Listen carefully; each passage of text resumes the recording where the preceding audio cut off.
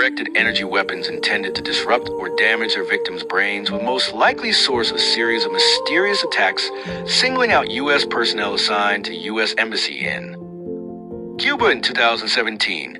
3 doctors involved in the investigation have told National Defense in exclusive interviews.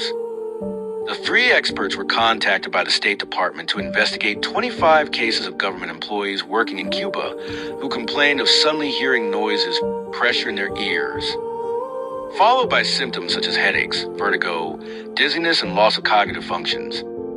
The team of 3 experts concluded that incident was a wide-scale use of electronics to carry out a so-called neuro weapon attack. Neuro weapons are an emerging but little understood threat that is compounded by the ease in which they can be purchased on the internet.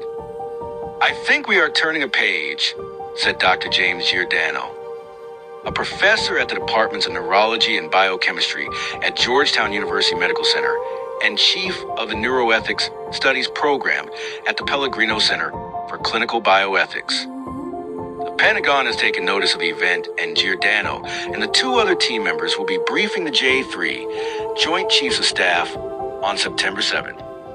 Neuroweapons can take the form of biological agents, chemical weapons, and in the Havana case, directed energy, and possibly a combination of different methods, Giordano said. The effects can be latent, durable, highly disruptive, and attribution is difficult.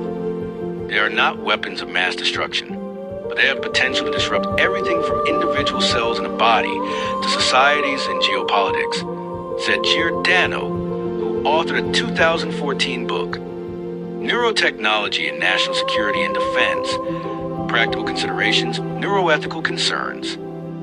The attacks occurred at the victims' homes, with the exception of 2 cases that took place in a hotel known to accommodate diplomats and other U.S. personnel, said Dr. Michael Hoffer, director of the Vestibular and Balance Program at the University of Miami's Department of Otolaryngology. Hoffer was the first physician to examine the victims on site in Cuba and later in Miami. "I thought they were being targeted. I still believe they were being targeted," he said. Those he examined said they were sitting in their homes or the hotel when they suddenly felt the symptoms: a loud noise exposure, a pressure sensation, ear pain, then ringing in the ears and dizziness. A day later, there were some cognitive deficits reported. They would actually say that if they moved in their domicile, the beam, as it were, would follow them.